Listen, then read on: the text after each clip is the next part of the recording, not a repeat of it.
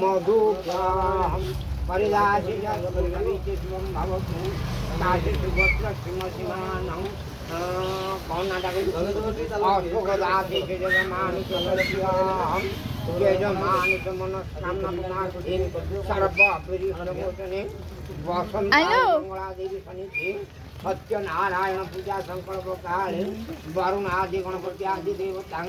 आद्यादि नमः सवितिं आदित्यादि नवग्रह देवाय भ्यो नमः सर्वेभ्यो देवेभ्यो नमः सविते नानां भोजनाय परिदासी जसुदासी दीर्घायु त्वांगरश्मिरासी दारिया बुका कदा बुनु नमस्कार करें ओम गर्णे प्रतिष्ठिताय महातेजोराजमार्गो ओम परिदासी जसुदासी सविताय राजन प्रदान संकृत भगवाय नमः आयु वरदेहि जसुदाय सोमराजाय परिदासी जसुदासी सविते सोमदेवी भ्यो नमः।